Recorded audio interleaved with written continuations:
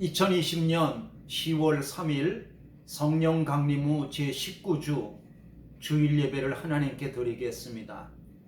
다 자리에서 일어나셔서 여는 찬양을 드리겠습니다.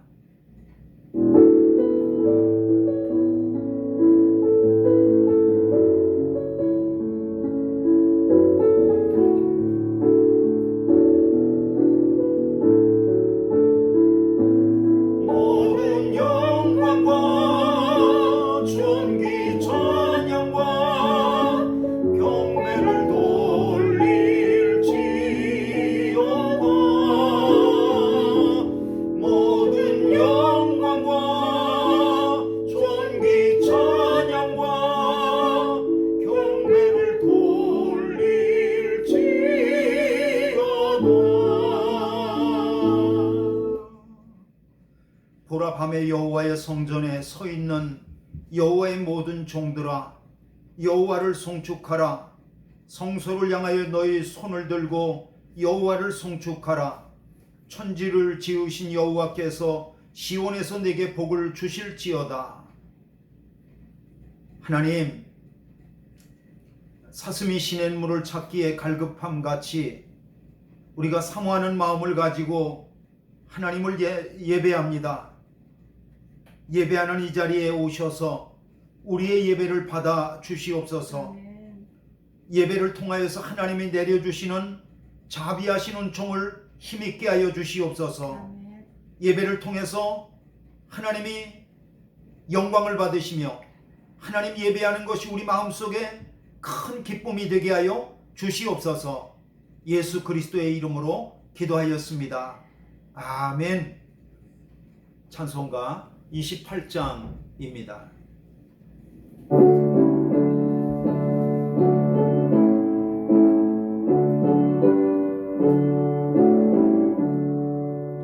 복의 근원 강림하사 찬송하게 하소서. 한량 없이 자비하심 청량할 기롭도다. 천사들의 찬송가를 내게 가르치소서. 구속하신 그 사랑을 항상 찬송합니다. 주의 크신 도움받아 이때까지 왔으니 이와 같이 천국에도 이루기를 바라네. 하나님의 품을 떠나 죄에 빠진 우리를 예수 구원하시려고 보혈을 흘려주셨네. 주의 귀한 은혜 받고 일생 빚진 자되네.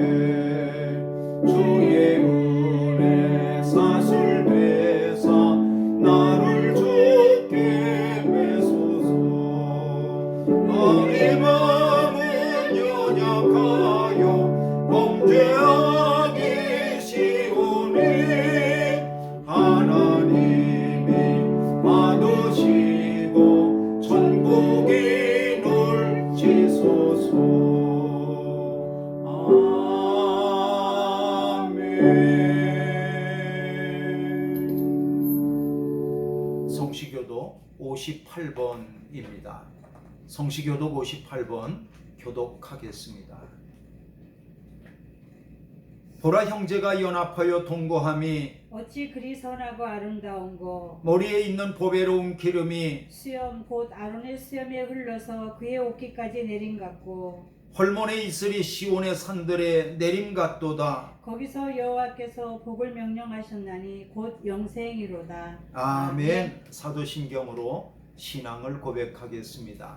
전능하사 천지를 만드신 하나님 아버지를 내가 믿사오며 그 외아들 우리 주 예수 그리스도를 믿사오니 이는 성령으로 잉태하사 동정녀 마리아에게 나시고 본디오 빌라도에게 고난을 받으사 십자가에 못 박혀 죽으시고 장사한 지 사흘 만에 죽은 자 가운데에서 다시 살아나시며 하늘에 오르사 전능하신 하나님 우편에 앉아 계시다가 저리로서 산 자와 죽은 자를 심판하러 오시리라. 성령을 믿사오며 거룩한 공회와 성도가 서로 교통하는 것과 죄를 사하여 주시는 것과 몸이 다시 사는 것과 영원히 사는 것을 믿사옵나이다. 아멘. 송영 1장입니다.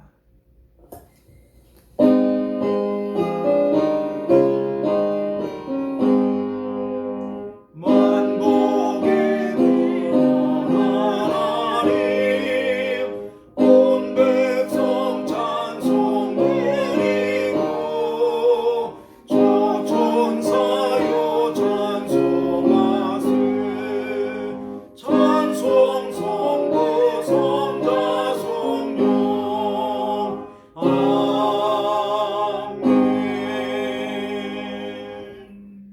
다 자리에 앉겠습니다.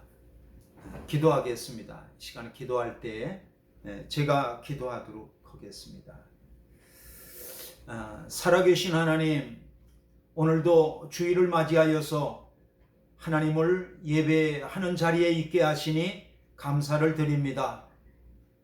코로나로 인하여서 예배당에 나오지 못하는 성도들이 있지만 그럼에도 불구하고 어느 초소에 있든지 하나님을 경배하며 하나님을 기억하며 하나님 앞에 예배하는 것을 내 생애의 최고로 생각하며 하나님 앞에 앉아있는 모든 성도들의 신령과 진정으로 드리는 예배를 하나님께서 받아주시옵소서. 아버지 하나님, 마닐라 은혜 감리교회를 주님 마닐라의 수도 이곳에 세워주시고 우리로 하여금 함께 모여서 한 믿음의 가족이 되게 하시고 머릿돌 대신 예수 그리스도와 연합하게 하시며 성령 안에서 성도들이 서로 교통하게 하여 주시어서 우리 그리스도의 몸을 이루게 하시니 감사를 드립니다.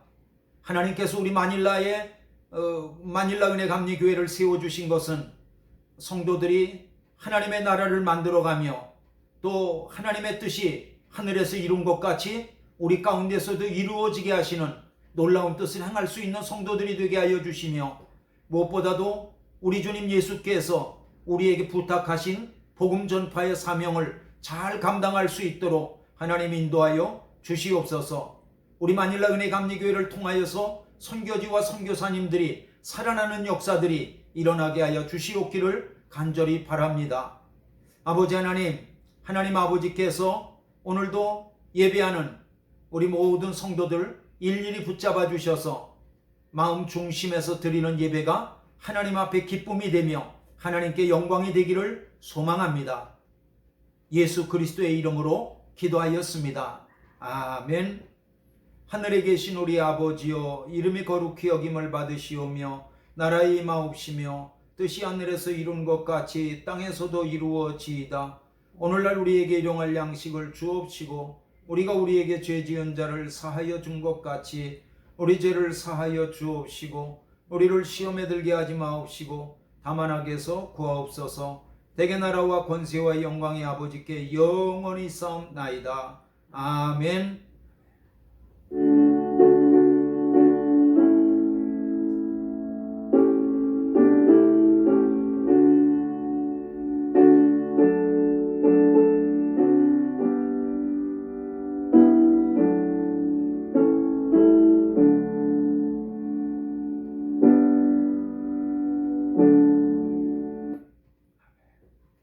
하나님 앞에 드릴 예물을 손에 붙잡고 봉헌 기도를 드리도록 하겠습니다.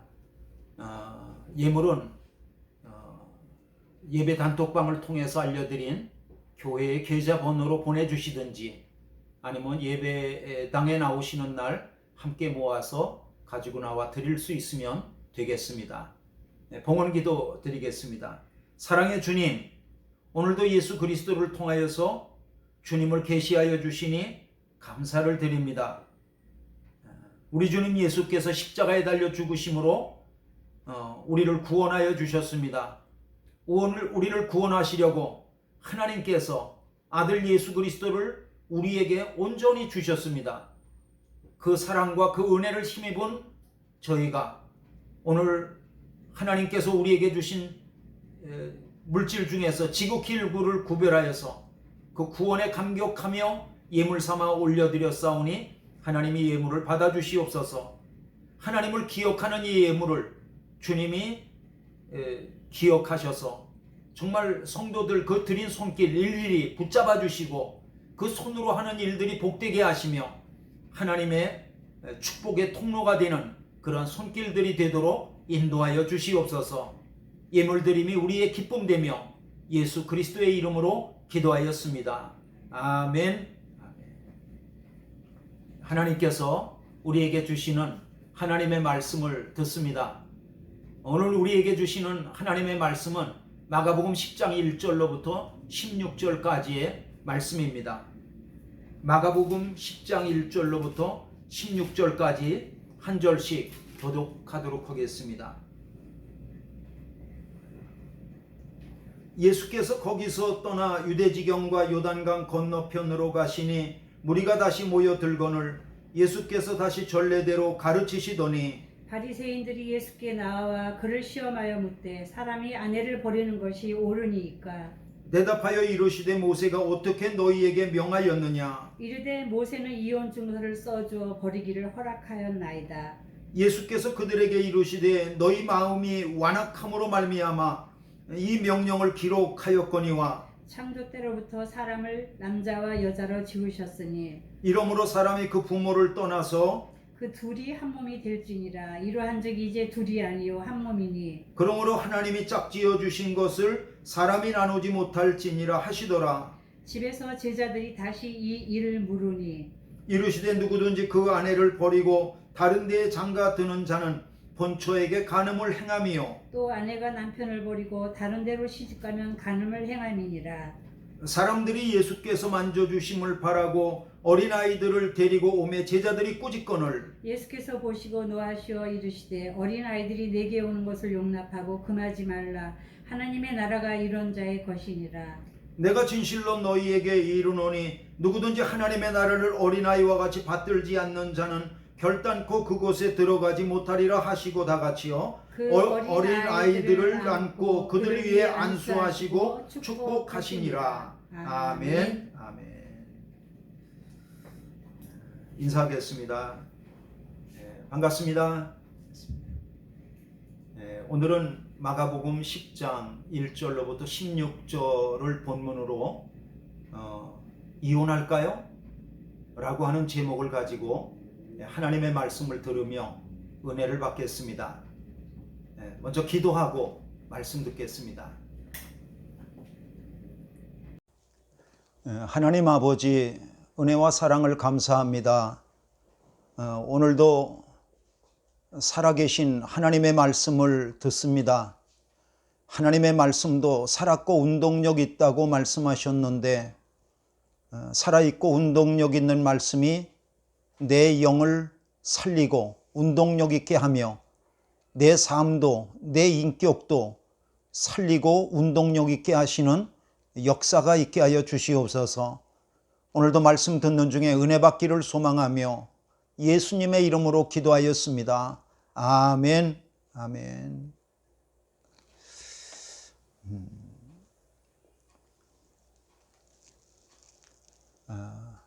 한 남자와 한 여자가 나이가 차기까지 서로 다른 환경에서 살다가 결혼해서 한 가정을 이루고 함께 산다고 하는 것은 어려운 일입니다.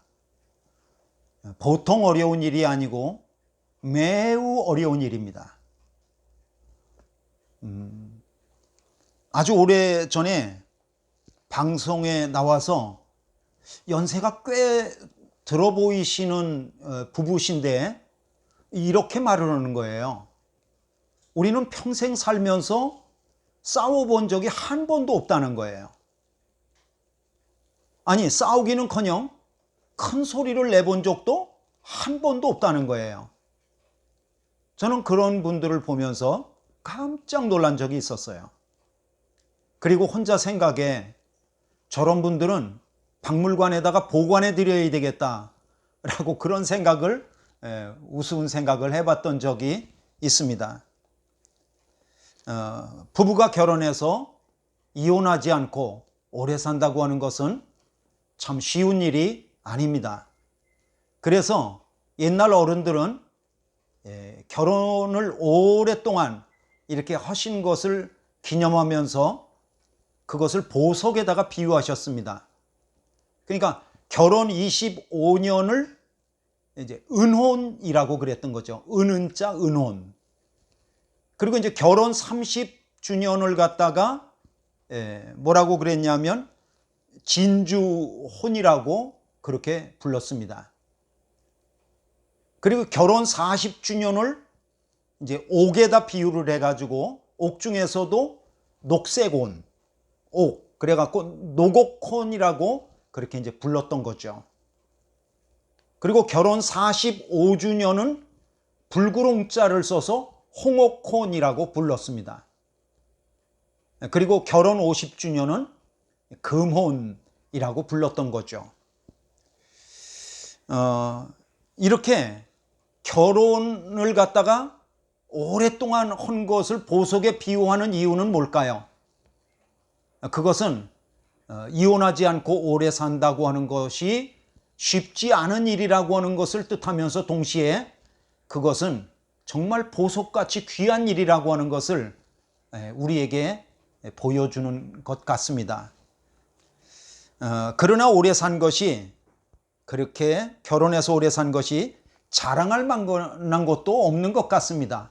왜냐하면 결혼 생활을 아무리 오래 했다 할지라도 그 안을 들여다보면 그 안에는 수없이 여러 번의 이혼 위기와 또 다툼과 아픔과 상처, 이런 것들이 다 뒤범벅이 되어 있는 거예요. 결혼해서 함께 오래 사시는 분들을 보면 처음에 저는 그런 분들을 거룩할 성자를 써서 성자들이시다, 이제 그렇게 이제 저는 생각을 했죠. 그러나 요즘에 와서는 결혼해서 오래 사시는 분들을 보면서 생각이 바뀌었어요. 저분들은 바보들이시다. 바보다.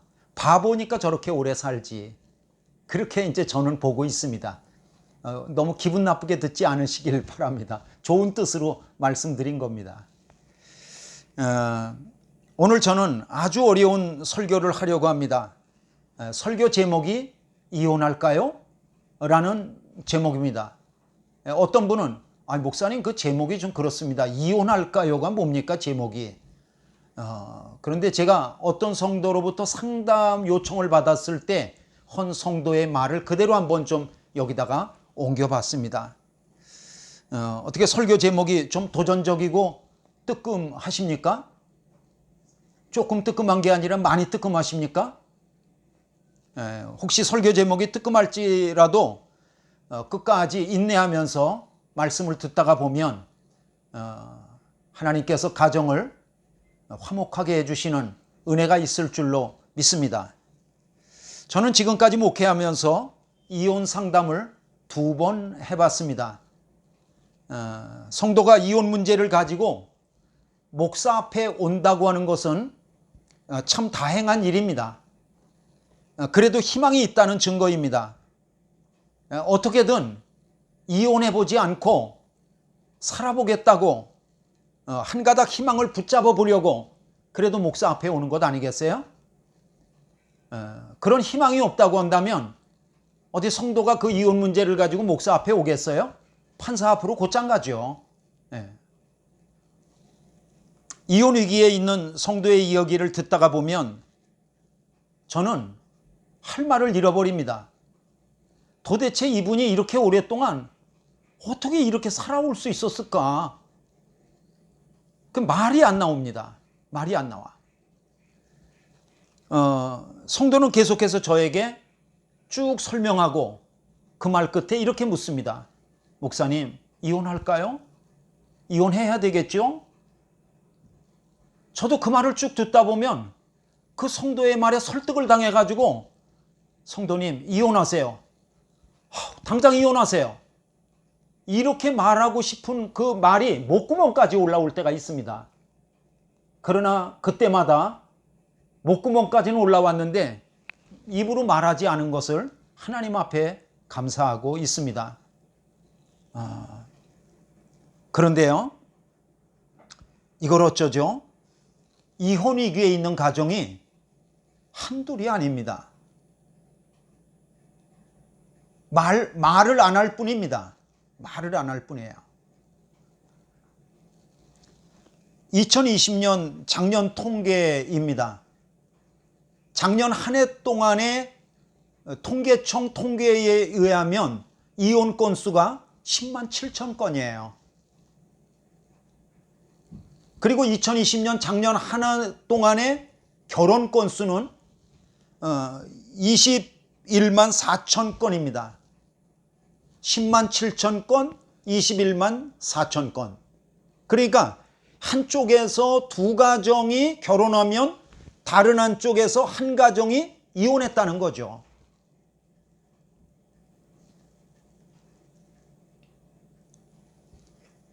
어느 가정이나 보면 그 가정이나 아니면 가까운 사람이 이혼 위기에 있거나 이혼을 이미 겪었거나 그런 이혼 가능성을 가지고 있는 그러한 여러 가지 모습들을 볼 수가 있습니다. 이혼이 늘어나고 있는 이러한 시대에 제가 이혼을 설명하는 것은 굉장히 조심스럽습니다. 또 다른 어떤 마음의 상처가 될까 봐 저는 그것이 염려가 됩니다. 제가 무슨 이혼 상담의 무슨 전문가도 아니고요. 그러나 우리가 관심 가져야 될 것은 이혼할 수밖에 없는 사람들의 그 삶의 상황이 어떠냐라고 하는 그것보다도 하나님의 말씀인 성경을 통해서 우리에게 이혼에 대해서 우리 주님 예수 그리스도는 뭐라고 말씀하시는가? 우리가 그것에 먼저 귀 기울이는 것이 그것이 바로 우리의 신앙이다. 그렇게 저는 믿습니다. 저는 마가복음 10장을 중심으로 이혼에 대한 예수님의 생각과 예수님의 말씀이 무엇인지 그것을 듣는 중에 함께 은혜를 받으려고 합니다. 바리새인들이 예수님께 물었습니다. 예수님, 사람이 아내를 버리는 것이 옳으니까? 바리새인은 예수님께 이혼 문제를 물었던 거죠. 이혼해도 괜찮겠냐는 거죠. 예수님은 이혼을 말씀하시기 전에 먼저 하나님이 에덴 동산에서 만드셨던 결혼 제도를 설명하셨어요. 그것이 바로 6절로부터 9절입니다. 창조 때로부터 사람을 남자와 여자로 지으셨으니 이러므로 사람이 그 부모를 떠나서 그 둘이 한 몸이 될지니라. 이러한즉 이제 둘이 아니요 한 몸이니 그러므로 하나님이 짝지어 주신 것을 사람이 나누지 못할지니라 하시더라. 하나님이 만드신 결혼 제도와 관련해서 오늘 말씀은 중요한 원리 두 가지를 말씀하고 있습니다. 결혼의 원리 두 가지요. 첫째는 결혼은 어떤 것이냐 하면 남자와 여자가 한 몸을 이루는 거라는 거예요. 한 몸을 이루는 거다. 여러분 그 8절 보세요. 그 둘이 한 몸이 될지니라. 또 다시 한번 말씀합니다. 이러한즉 이제 둘이 아니요 한 몸이니. 연거푸 두 번 말씀하고 있습니다. 한 몸이라고 하는 말씀은 결혼이 당시 그냥 어떤 무슨 그 사람들의 어떤 관습이나 풍습이나 그런 정도가 아니고 결혼 속에는 하나님의 오묘한 창조 섭리가 들어있다고 하는 것을 우리에게 말씀하고 있는 거죠. 그렇습니다. 하나님은 결혼 제도를 만드셨습니다. 결혼 제도를 만드신 분이 하나님이십니다. 하나님은 결혼 제도를 통해서 가정을 이루게 하시고 그 가정이 한 덩어리가 되기를 원하시는 것이 바로 하나님의 뜻입니다.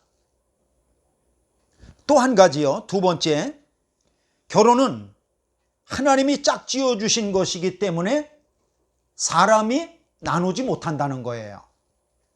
그것이 바로 결혼의 원리인 거야. 하나님이 만드셨으니까 사람이 함부로 이런 생각 저런 생각 기분으로다가 그렇게 나누지 말라는 거예요. 여러분 그 9절 보겠습니다. 그러므로 하나님이 짝지어 주신 것을 사람이 나누지 못할지니라 하시더라. 그러므로 지금 내 옆에 함께 살고 있는 아내나 남편은 내가 선택하고 내가 고르고 그런 것이기 이전에 하나님의 섭리 가운데에서 하나님이 우리 두 사람을 짝지어 주셨다. 그것을 믿으시길 바랍니다. 아주 오래전에 결혼하신 어떤 분이 저에게 웃으면서 이렇게 물었습니다. 목사님, 지금 제 남편이 정말 하나님이 짝지어 주신 게 맞는 걸까요? 예. 그분은 지금 이게 아닌 것 같다는 거죠.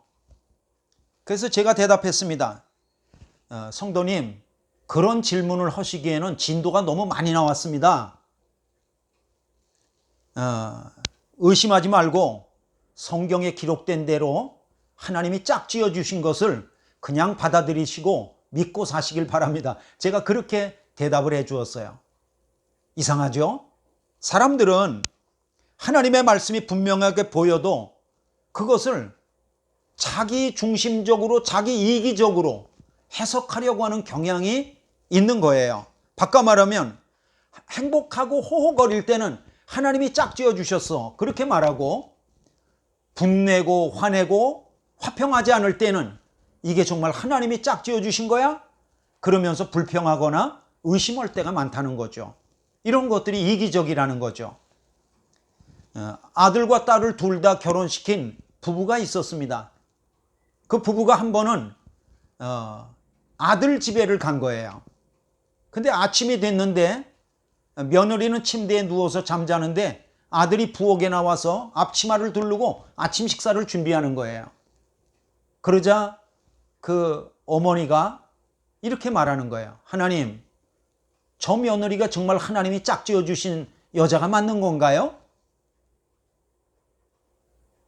그리고 일주일 후에 이 부부는 이번엔 딸네 집에 간 거예요. 제가 지금 무슨 얘기 하려고 그러는지 벌써 짐작이 가시죠? 딸네 집에 갔는데 며느리는 침대에 누워 있는데 그 아들이 그 사위가 나와서 앞치마를 두르고 막 그 아침 식사를 준비하는 거예요. 그러니까 어머니가 뭐라고 말했겠어요? 하나님, 정말 저희 딸에게 아주 정말 꼭 맞는 사위를 갖다 짝지어 주셨군요. 그렇게 말하더라는 거예요. 여러분, 사람은 이기적입니다. 이기적이어서 성경 해석도 자기에게 유리한 쪽으로만 그렇게 해석하려는 경향이 있다는 거죠. 여러분, 하나님이 짝지어 주신 것을 믿으시길 바랍니다. 어렵고 힘들어도 하나님이 짝지어 주셨다고 하는 것에서부터 시작할 수 있기를 바랍니다. 예수님은 제자들과 집에 있을 때에 이혼의 위험성을 말씀해 주셨습니다. 구체적으로 예수님은 누구든지 아내를 버리고 다른 데에 장가드는 자나 또 남편을 버리고 다른 곳에 시집을 가는 자는 간음을 행하는 것이라고 말씀하셨습니다. 11절과 12절입니다. 이르시되 누구든지 그 아내를 버리고 다른 데에 장가드는 자는 본처에게 간음을 행하며 또 아내가 남편을 버리고 다른 데로 시집가면 간음을 행함이니라. 예수님은 이 간음의 죄 때문에 이혼하지 말라고 우리에게 말씀하셨습니다. 혹 이런 질문을 하실지도 모르겠습니다. 목사님, 예수님은 지금 이혼하지 말라고 그러시는데 예수님이 결혼해 본 적이 없으니까 결혼이 얼마나 힘든지를 모르니까 이혼하지 말라고 그러신 거죠? 막 이렇게 말할지도 모르겠습니다. 그렇지 않습니다. 이혼은 간음이라고 하는 죄로다가 너무 빨리 이어질 수 있기 때문에 예수님께서 금하셨다고 하는 것을 여러분 새겨 들으실 수 있기를 바랍니다. 여러분, 무엇보다도 예수님 당시의 이혼은 오늘날과 같이 남자가 여자가 합의해서 이혼하는 그러한 문화가 아니었었습니다. 예수님 당시에는 이혼은 남자가 일방적으로 아내를 버렸습니다. 반면에 여자가 남자를 버릴 수 있는 경우는 극히 제한적이었습니다. 남자가 여자를 버릴 수 있는 이혼 사유가 발견되면 모세의 율법에 따라서 남자는 여자에게 이혼 증서를 주고 그냥 버려버리면 됩니다. 그러면 끝. 그러면 이혼의 사유는 어떤 것들이냐? 남자가 여자 버리는 경우요. 이혼하기 이전에 아내의 수치스러운 일이 발견되었으면 그것이 언제라도 그 여자를 버릴 수 있습니다. 그리고 아내가 자식을 못 낳았을 때 이혼해도 됩니다. 그리고 여자가 빵을 굽다가 빵을 태우면 그것도 역시 버려도 됩니다. 그리고요, 이런 경우도 있습니다. 아내보다도 더 매력적인 여자를 발견했을 때에는 아내를 버리고 다른 여자와 결혼할 수 있도록 그 아내를 버려도 됩니다. 여러분, 이게 말이 되는 거예요? 이러한 것들이 바로 예수님 당시에 남자가 여자를 버릴 수 있는 이유들이었던 거죠. 남성 위주의 사회에서 이혼은 일종의 여성에 대한 폭력이라고까지 말할 수 있습니다. 여성은 사회의 약자였던 거죠. 여러분, 11절에 주목해야 될 단어가 있습니다. 그것은 버리고라는 단어입니다. NIV 성경은 아내를 버리고를 divorce his wife, 그의 아내와 이혼하고 이렇게 이제 의역을 버린 거예요. 의역을 한 거예요. 그러나 원문에 가깝다고 하는 직역한 킹 제임스 버전 성경은 divorce란 말을 쓰지 않았어요. 아내를 버리고를 put away his wife라고 번역을 했습니다. 지금 우리가 읽는 한글 개역개정판 한글 성경하고 똑같은 거예요. 아내를 버려버리는 거예요. 버려버린다. 그러니까 예수님 당시의 이혼은 남자가 아내와 단순히 이혼하는 그러한 정도의 문제가 아니고 남자가 일방적으로 여자를 그냥 치워버리는, 내버리는 그러한 문화였던 거죠. 그러니까 예수님의 말씀의 초점은 이거예요.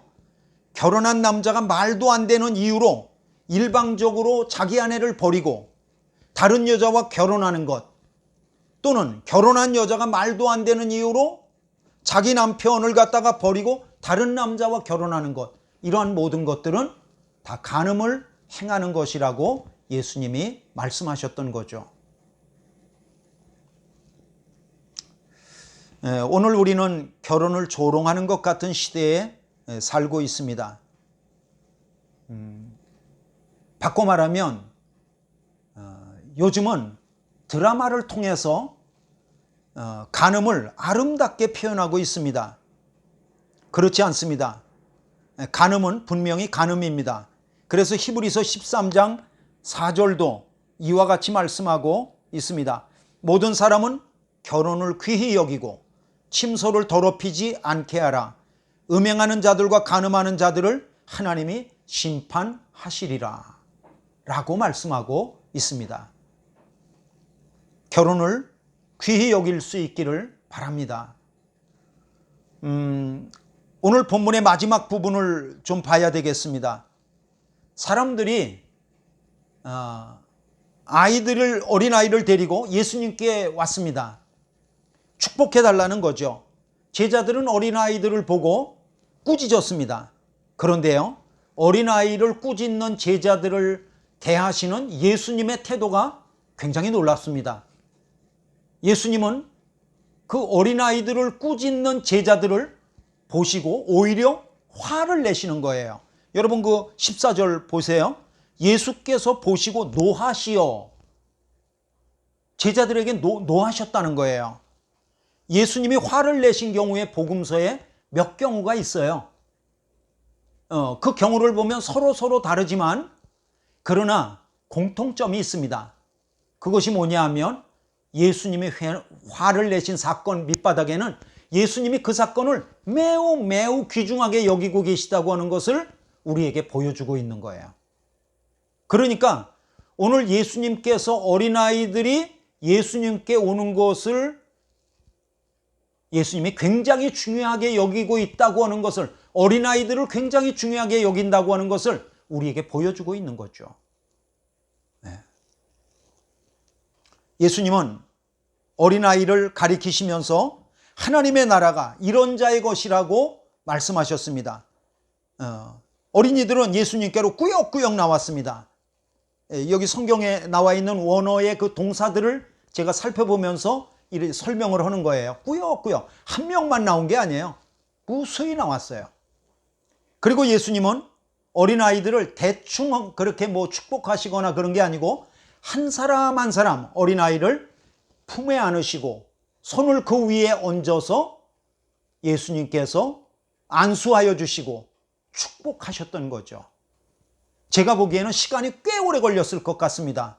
그럼에도 불구하고 예수님은 어린아이들을 축복하는 거에 굉장한 노력을 기울이고 있는 거죠. 그러면서 제자들에게 예수님은 이런 말씀을 하셨습니다. 15절 보니까 내가 진실로 너희에게 이른다. 누구든지 하나님의 나라를 어린아이와 같이 받들지 않는 자는 결단코 그곳에 들어가지 못하리라. 그러니까 예수님은 하나님의 나라를 들어가려면 이런 어린아이들과 같이 하나님의 나라를 기뻐하고 두 팔 벌려 환영하고 좋아하고 그런 사람이 들어갈 수 있다고 말씀해 주시는 거죠. 정리해 볼까요? 예수님이 어린아이를 가운데 두고 제자들에게 화를 내셨다는 것, 그리고 예수님은 어린아이를 하나님 나라의 주인공이라고 그렇게 말씀하셨을 뿐만 아니라 어린아이들을 일일이 시간이 오래 걸려도 한 사람 한 사람에게 정성을 기울여서 품에 안으시고 그들의 머리 위에 손을 얹어 축복해 주셨다고 하는 것, 이런 것들을 우리가 보면서 예수님께서 왜 이렇게 어린아이들에게 아주 정성을 들이고 있는 것일까? 왜 예수님은 어린아이들에게 이렇게 스포트라이트를 비춰주고 있는 것일까? 이거죠. 예수님은 결혼을 통해서 가정을 이루게 하시고 그 가정에 어린아이들을 선물로 주시고 그 선물로 받은 어린이들이 그 가정에서 깨지지 않는 가운데 축복받으면서 살아갈 수 있기를 바라시는 거죠. 그게 예수님의 소원인 거죠. 사실 오늘 1절부터 16절까지 우리가 읽었는데 오늘 이 1절로부터 16절까지의 본문은 사실은 두 개의 내용으로다가 이루어져 있어요. 그러니까 1절부터 12절까지는 어른들의 이혼 이야기를 가지고 있는 거고요. 또 13절로부터 16절까지는 예수님이 어린아이들을 축복해 주신 이야기가 기록되어져 있습니다. 어른들의 이혼 이야기, 예수님이 어린아이들을 축복하신 이야기, 얼핏 보면 이 두 이야기가 전혀 상관이 없습니다. 전혀 다른 이야기가 한 본문 속에 들어가 있는 것 같습니다. 목사님이 서로 다른 이야기인데 지금 설교를 통해서 막 이렇게 짬뽕으로 붙여놓는 거 아닌가요? 그렇지 않습니다. 그렇지 않습니다. 사실은 두 번째 이야기가 시작되는 그 13절에 우리말 성경에는 빠졌지만 원어 성경에는 그리고라는 단어가 거기 더 있습니다. 그래서 그 킹 제임스 버전 그 원어에 가깝게 번역한 그 성경에는 and라고 하는 단어를 거기다 집어넣었죠. 그리고 NIV 성경은 and라는 단어를 아예 빼버린 거예요. 그냥 의역을 한 거죠. 그러나 원문에는 and라고 하는 단어가 있어서 앞에 어른들의 이혼 이야기와 그리고 예수님이 어린아이들을 축복하신 이야기가 같이 연결된다고 하는 그것을 바로 알 수 있습니다. 그러니까 마가는 이 오늘 본문을 기록하면서 왜 서로 다른 이야기를 and라고 하는 단어로다가 연결시켜 놓았을까? 도대체 마가는 이 두 서로 다르게 보이는 이야기를 붙여놓은 이유는 무엇일까? 마가의 의도는 무엇인가? 마가의 의도는 이것입니다. 어른들이 이혼하면 가정에 선물로 주신 어린아이가 어떻게 복을 받을 수 있겠냐는 거죠. 어린아이가 가정을 통해서 복을 받을 수 있도록 어른들이 잘 참고 그 가정을 유지해 나가라고 하는 그러한 권면의 말씀을 여기다가 담고 있는 것입니다. 말씀을 마치겠습니다. 하나님은 남자와 여자를 만드시고 두 사람이 만나서 한 가정을 이루게 해주셨습니다. 그리고 하나님은 그 이루어진 한 가정을 통해서 어린아이를 또 자녀를 선물로 주셨어요. 그리고 하나님은 그 아버지와 어머니를 통해서 그 자녀들에게 하나님의 축복이 흘러내려갈 수 있기를 그렇게 바라고 있으신 거예요. 어른들이 이혼하면 가정은 깨어지게 될 것이고, 그리고 어린아이들은 아버지와 어머니를 통해서 흘러내리는 그러한 하나님의 물줄기 같은 복을 그걸 받을 수가 없게 되는 거죠. 그렇습니다. 결혼을 귀히 여길 수 있기를 바랍니다. 그리고 내 집에 있는 하나님이 주신 선물로 주신 그 어린아이들이 어른들을 통해서 축복의 물줄기가 흘러내려갈 수 있게 하시기를 바랍니다. 모쪼록 이런 은혜가 가정에 충만하시기를 주님의 이름으로 축원합니다. 기도하겠습니다. 하나님 아버지, 가정을 선물로 주시고 자녀들을 선물로 주신 것을 감사합니다. 하나님이 주신 선물을 정말 잘 간직하고 하나님 이것을 이루어가서 하나님의 복이 흘러내릴 수 있도록 가정들을 복내려 주시옵소서. 예수님의 이름으로 기도하였습니다. 아멘. 아멘. 성도의 교제입니다. 오늘 10월 첫 주부터 오늘부터 예배를 여는 찬양이 바뀌었습니다. 그 찬양을 같이 잘 따라 부르실 수 있기를 바랍니다. 윤동아 신미숙 권사님 댁의 큰아들 환선군이 이번 주 10월 9일 날 토요일입니다. 한국에서 혼인 예식이 있습니다.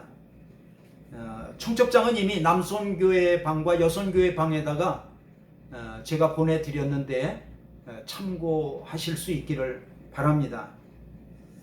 다 자리에서 일어나겠습니다. 찬송가 570장입니다.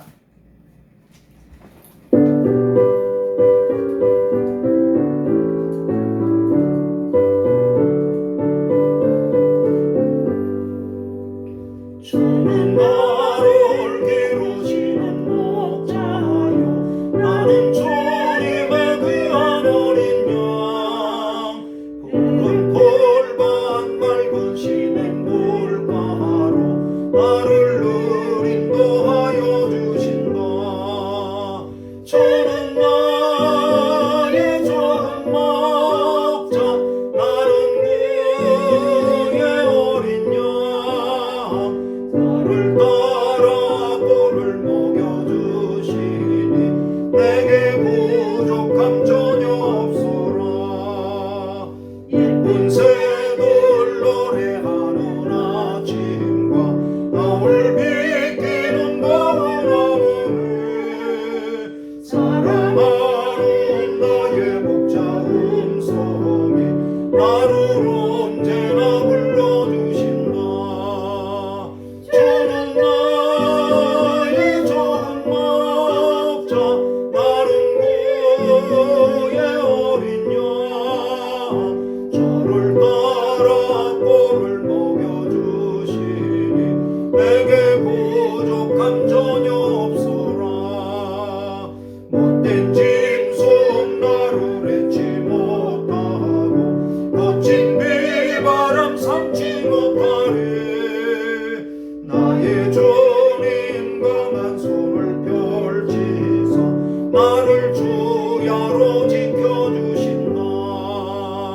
주는 나의 좋은 목자, 나는 그의 어린 양. 저를 따라